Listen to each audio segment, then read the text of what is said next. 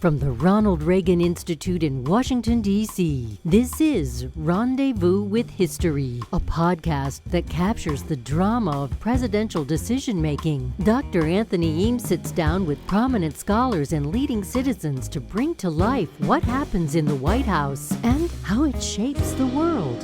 You and I have a rendezvous with destiny. Welcome back, Rendezvous with History listeners. I'm pleased to be joined here today with Professor Andrew Busch of UT Knoxville's Baker School of Public Policy and Public Affairs and the Associate Director of the Institute of American Civics. Also, the author of the new book, Ronald Reagan and the Firing of the Air Traffic Controllers from University of Kansas Press, their landmark presidential decision series. Andy, thanks for joining us on the podcast. Well, thank you, Anthony. It's a pleasure to be here. So I should note when we're recording this, day and time, it's 11:43, October the 2nd, 2024. Not too long ago, we just saw 47,000 port workers go on strike. Seems like revisiting the PATCO strike might be worthwhile for public policy makers and the general public today as they think about the consequences of the ongoing strike at docks and ports across the United States. Andy, I think it's important whenever we talk about anyone writing a book is, why are you writing this book? It takes a lot of time to write a book, a lot of emotional energy, a lot of intellectual energy and effort. You know, PATCO strike over 40 years now. You know, what drew you to this book? Well, there was a long and circuitous route to writing this book. It really started with a roundtable discussion that was hosted by Gary Gregg at the McConnell Center at the University of Louisville, I think in 2005 probably, or early 2006, in which he asked people to bring some thoughts about what were some important but possibly understudied or under-considered decisions by presidents. And so the PATCO strike was my contribution to that. And in 2006, Gary, I think, organized this panel at the American Political Science Association conference. So I wrote a paper for that based on the discussion at the earlier conference. And then it just sat for many years. I thought it was an interesting topic, but I didn't really do much more with it. And a few years ago, Mike Nelson from Rhodes College, who was the series editor of the University Press of Kansas series on landmark presidential decisions, asked me if I would write a book on it. And so I said yes. It was a good opportunity to take what I had done years ago and kind of expand on it and think about it more deeply. So that's how that came about. So, I mean, let's get into the contents of the book. This is a really interesting episode in the Reagan presidency that, you know, for those who know, is clearly very important and very formative for the administration. But for those who don't know much about the Reagan years, is often overshadowed. Reagan and unions, they're an interesting conversation. President of the Screen Actors Guild in the 40s and 50s, and you know, as governor of California, actually expands some union bargaining rights in the state, and you know, those experiences seem to point. Those experiences seem to point to a relatively friendly, kind of pro-labor president. And yet the PATCO strike has kind of presented a different memory of President Reagan in that space. If you could introduce the kind of cast of characters for us in this strike, because I think it's important to understand how all those personalities interact and kind of shape Reagan's decision on firing the air traffic controllers. Mm-hmm. Sure. So, of course, Reagan himself was ultimately the key player. And as you pointed out, he had a background in unions. He was Screen Actors Guild president several times. He was not particularly in favor of strikes by public sector unions as governor. There were a couple of them, but he did not fire them right away. He kind of threatened to fire them, but he gave them a chance to come back and restart negotiations. And that's what happened in those cases. He was at the same time, not. He was not favorably inclined towards strikes, and he made a distinction between private sector strikes and public sector strikes. And in fact, in 1977, he was in the practice of giving a short radio commentary several times a week on nationally syndicated radio. And he actually delivered a radio commentary in which he was quite opposed to public sector strikes and said basically they're striking against the people of their community, and they, if strikes like that happen, if they can't be resolved quickly, they should be fired and not rehired. And so he had kind of laid down that marker, but he did have this background in unions. And he was, I think he saw himself as being sympathetic, as kind of a sympathetic character in terms of unions. He didn't get a lot of union support in 1980. There were only a handful of unions that endorsed him. PATCO was actually one of them. What was the reason? Why did they endorse Reagan? In the negotiations prior to the strike, he told Drew Lewis, who was his chief negotiator, Secretary of Transportation, to remind them that he was the best friend they've ever had in the White House, basically. Drew Lewis was the other, another major character, probably the second most important character in the whole thing. Secretary of Transportation. He was from Pennsylvania. He had been Gerald Ford's Pennsylvania kind of manager, and Reagan tried to flip him. Pennsylvania then, as now, was a critical state in the Republican nomination battle. And Lewis kind of held firm and stuck with his man, and that impressed Reagan. So when Reagan became president 4 years later, he found a good job for Lewis as Secretary of Transportation. And he was widely considered the most competent cabinet official in the Reagan administration at that point on the domestic side. And he was sympathetic to the union insofar as he wanted to make a deal. He thought that pragmatically it would be possible to make a deal. It would be better to make a deal than not make a deal. He didn't think their grievances were all that serious, right? I mean, he didn't really take seriously some of the claims that PATCO made about why they needed more, but he was willing to deal. A third key figure was J. Lynn Helms, who was the director of the FAA, the Federal Aviation Administration, and his primary role was to kind of keep the thing running and to come up with a good plan for what to do if the strike actually happened. There had been a plan in place. It had actually been published in the Federal Register under President Carter's FAA head in late 1980, but it was not perceived by anyone to be a particularly robust plan. And so one of Helms' key tasks was to make it a more robust contingency plan, and he did do that. There were others in the administration who played a role. Budget Director David Stockman, head of the Office of Personnel Management, Donald Devine, and the Attorney General, William French Smith, all came into play at varying points. And of course, the Troika, the famous Troika of Mies, Baker, and Beaver, were kind of the gatekeepers. They didn't have a lot to say about this most of the time, but when there was an important decision to be made, it would often go through them. So those were the main people in the administration.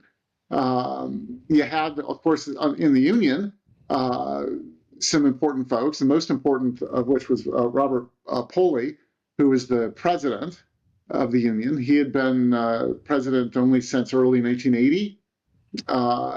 He was perceived to be kind of aligned with the more militant faction in PATCO that was itching for a strike.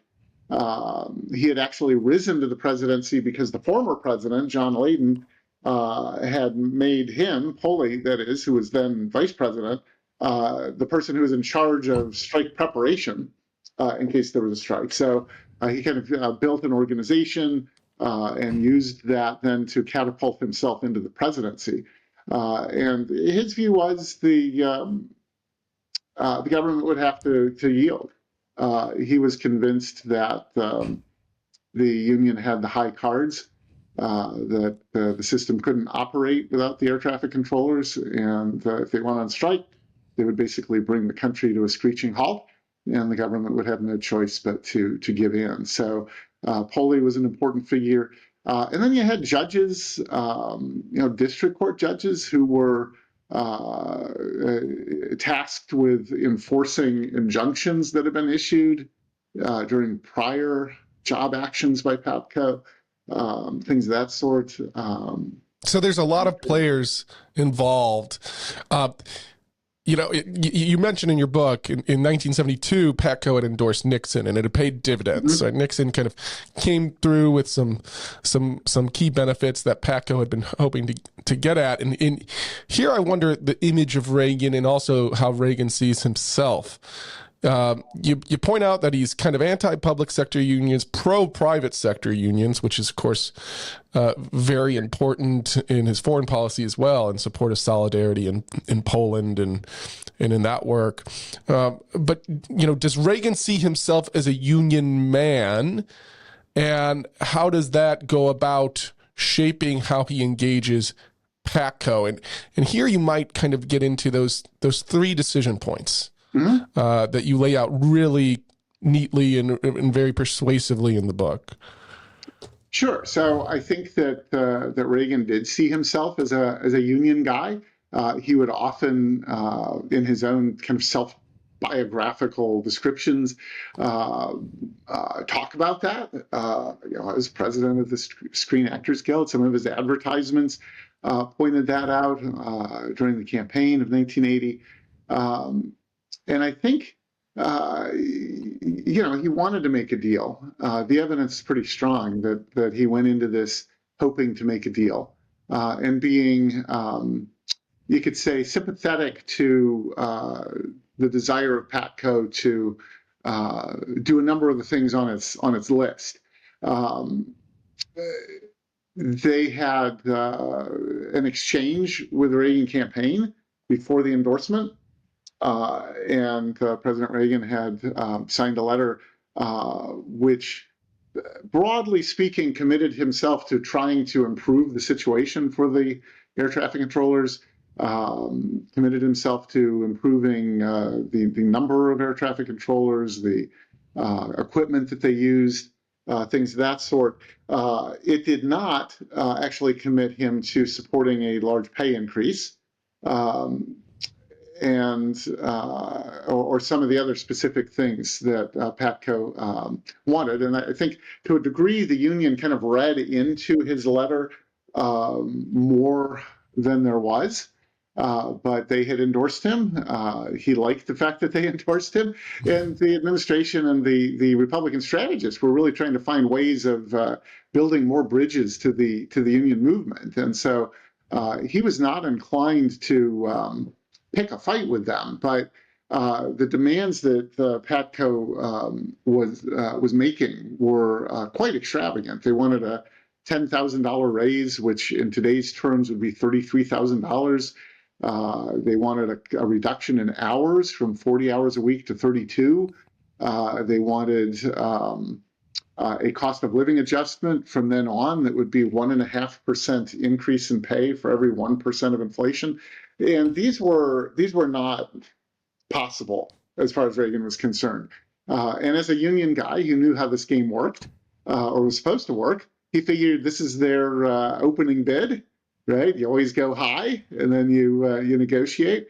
And so Drew Lewis brought first of all a working group, and then when it was approved to Reagan, an offer in June of 1980 that did not do what PATCO wanted. It was not as extravagant as PATCO wanted, but it was a concession not just on certain matters having to do with conditions, but pay and hours, which were actually not legally it would have required a change of law to actually put that into effect, because federal law at that point did not allow for negotiation over pay and hours with the federal employee union. So Drew Lewis made the offer. That was the first of the three decisions. Reagan's decision to go ahead and make this offer, which was widely seen as probably as generous as the government could do, given that there was, we were right in the middle of a concerted effort to cut the budget in other areas, and there were a lot of conservatives who didn't like it. And Drew Lewis spent part of June working Capitol Hill trying to convince conservative Republicans that this wasn't a sellout. But the union wound up rejecting it in the end. Coley had promised to try to sell it, and wound up voting against it in his own board meeting. And the membership voted against it because it was too far removed from what they had originally demanded. And so then the strike happened, and that led to the second major decision point, which was, what do we do with these folks now that they've actually gone on strike? And Reagan had warned the union. He had warned the union through Lewis that an illegal strike would not be tolerated. And so he gave the strikers 48 hours to return or be fired. Some of them returned, but most of them did not. And there were around 11,000 approximately who were terminated at that point. And that was a big decision. That's the decision that everybody knows him for, right? If anyone knows anything about PATCO, that's what he's known for, is firing those strikers, and then subsequently, actually 78 of the folks who were considered strike leaders were prosecuted by the Justice Department because the strike was in violation of federal law, and the union was decertified. So it was basically prohibited from serving as the official bargaining representative of the air traffic controllers because of the strike. And then what happened was, that's where a lot of people just leave it, because that fundamental decision was never undone by Reagan. But there was a third decision point, which is that Reagan came under increasing pressure after the strike was broken, basically, to rehire the strikers, or at least most of them. This was talk that began very early, even in August. The strike began on August 3rd. Even in the first week of August, there were some talks about this. President's going to, defeat the strike. Everybody knows that the union is kind of done for, but can't we have some clemency and rehire these guys? Excuse me. And this built up. The media began to be more sympathetic to that view. Maybe they didn't like the strike, but maybe now that the strike is defeated, we can rehire the strikers. Public opinion began to kind of shift that way somewhat. And in early December, Reagan made a decision to deal with this increasing pressure, not by actually rehiring the strikers to their air traffic controller positions, but of making them eligible to apply for other federal employment. So that took the pressure off.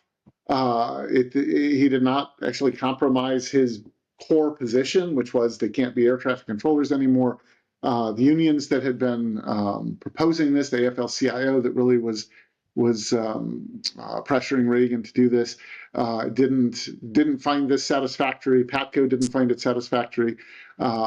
Most Americans didn't seem to even really hear about this. Actually, there aren't very many surveys that were done about it, but it was not long before Christmas, and I think people were kind of otherwise distracted. Maybe only a quarter to a third of Americans said that they even knew about this decision.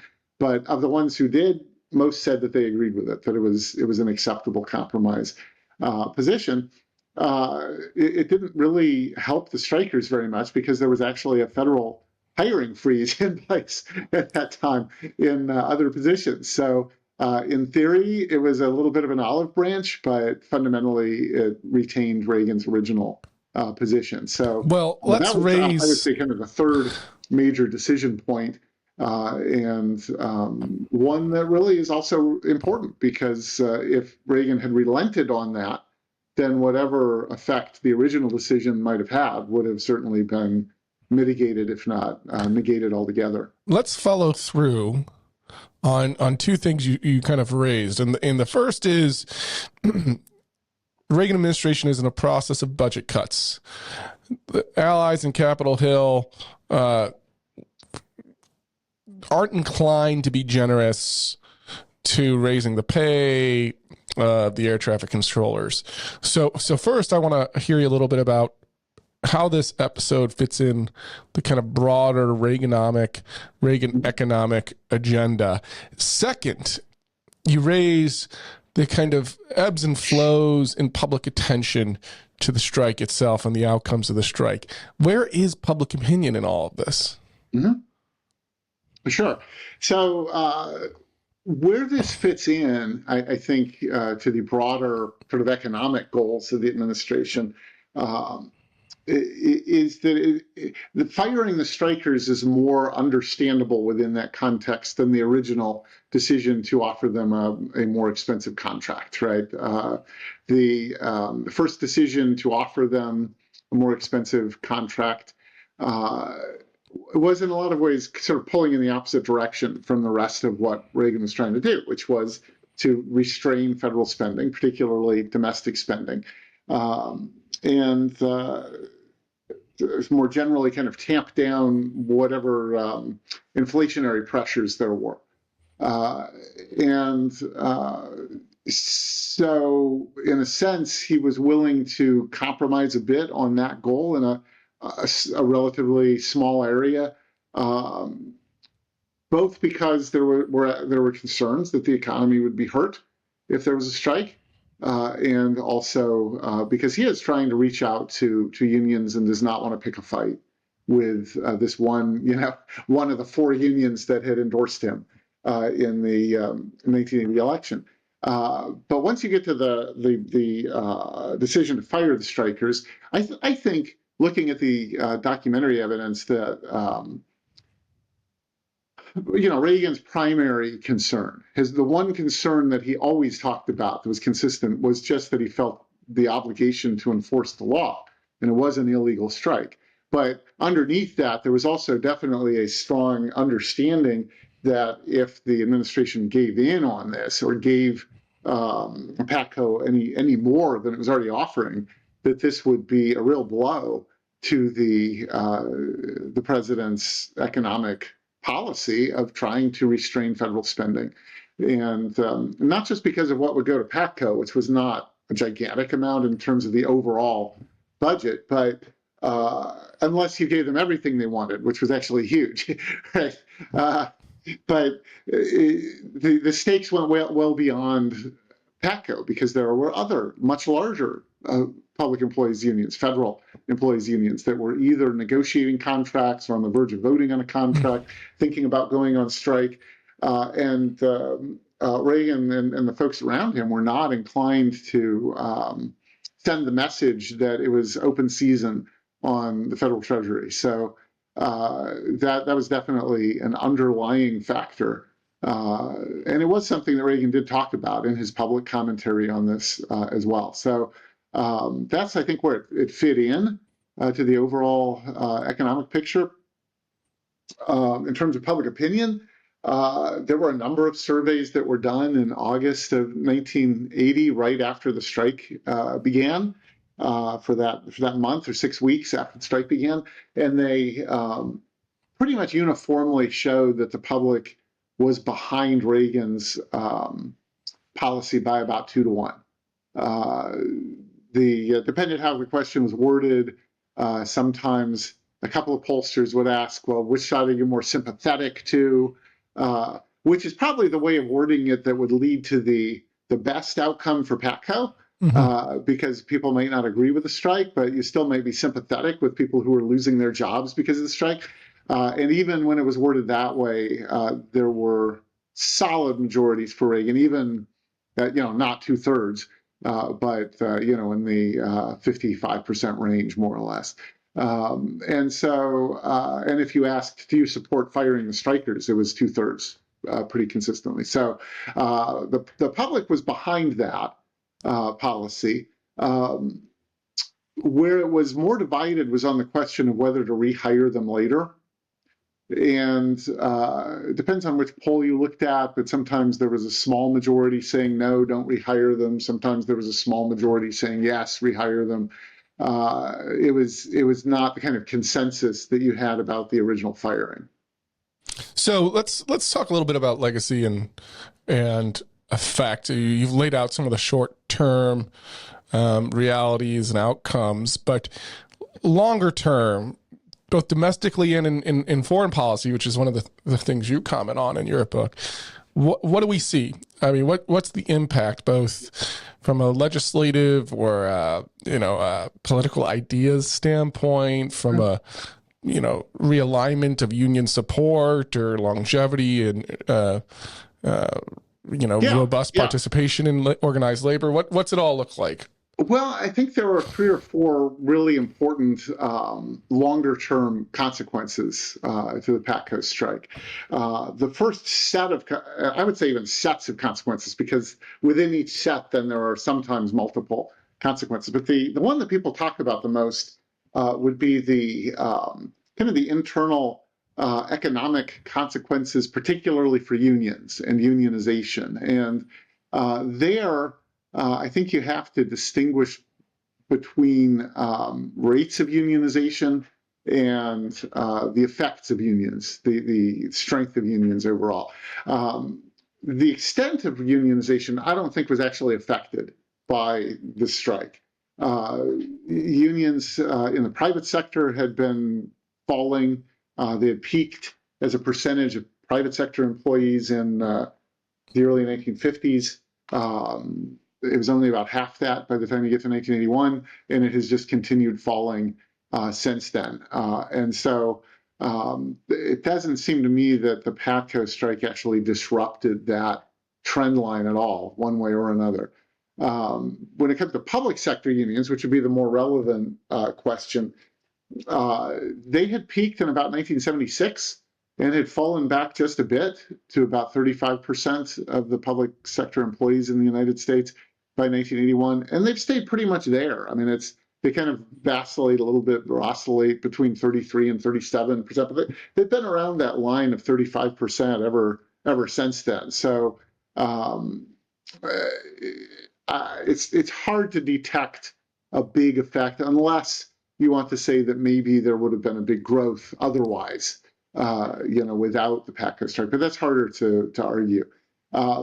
The other question, though, is did the PATCO strike have an impact on union behavior and on union strength, the capacity of unions to impose their terms?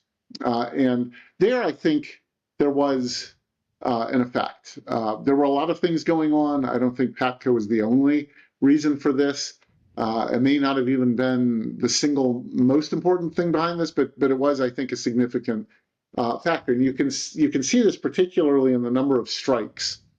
The number of strikes nationwide, major strikes, had gone down a bit in the 1970s, from about 3,000 in the 1960s to 2,500 in the 1970s.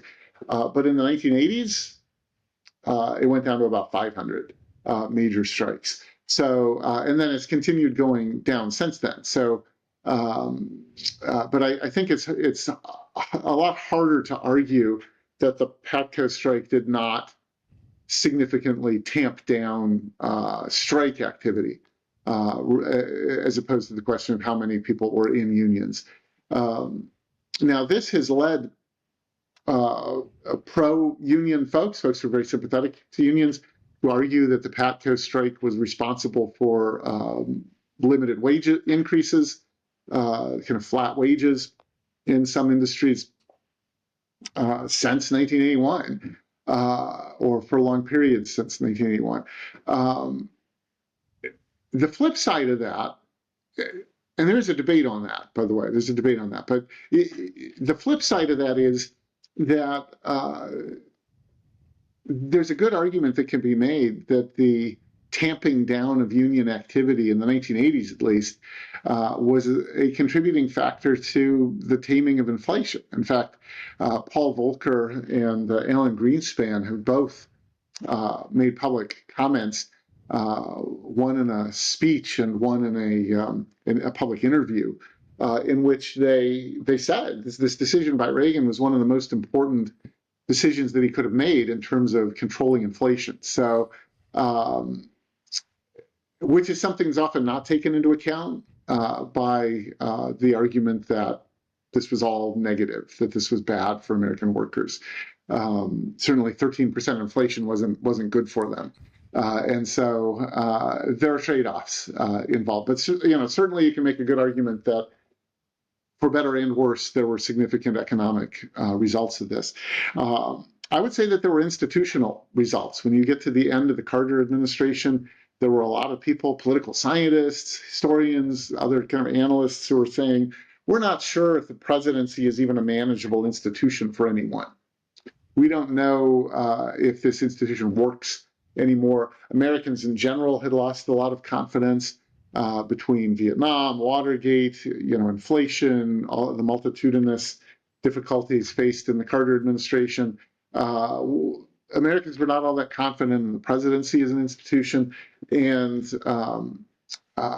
there's broad agreement, even among people who don't necessarily agree with Reagan on policy matters, that he was, he achieved some significant successes in restoring public confidence in the presidency as an institution. And a lot of them point to this moment where he was facing a strike of uncertain consequence. There were a lot of risks involved in dealing with it the way he dealt with it, but he took a firm stand, and it worked out for the country, at least. And you can make a good argument that this was part of that process of kind of reviving people's confidence in the capacities of the institution of the presidency. There were political consequences, and these are a little bit harder to tease out, but I guess the place that I would start with this is just by noting that it was the hope of the Reagan administration and and Republicans in general, I think, in 1980, 1981, that they could build a coalition that would be a durable majority coalition that would include some parts of the union movement, not just blue-collar voters independently kind of out there, but organizationally, some of the unions. And I think what the PATCO strike did and what Reagan's firing of the PATCO strikers did was to really take that off the table in a lot of ways. He still retained a lot of appeal to blue-collar voters, and he got a lot of support from blue-collar voters again in 1984, even unionized voters. But unions as an organizational force were not going to make peace with Reagan after this. So even the AFL-CIO, which they were not all that supportive of this strike. They were very lukewarm toward this strike, but they didn't like the way that Reagan dealt with it. So that was politically important. The other thing that I think was really important, possibly the most important thing, is the fact that Reagan kind of established a public lesson for the world that he couldn't be rolled. And there's a lot of evidence that Soviet leadership looked at this and came to the conclusion that Reagan was someone who could not be rolled. That in fact, if he said he was going to fire you, he was going to fire you, right? Even if there was risk involved. And if he said he was going to defend Europe, he was going to defend Europe, I guess, and whatever else. I mean, I would say that the PATCO strike and Reagan's response to it considerably narrowed the range of possible miscalculation. Right, it didn't do away with it because there's always a potential for miscalculation. But I think the potential for miscalculation by the Soviets was considerably greater before PATCO than after.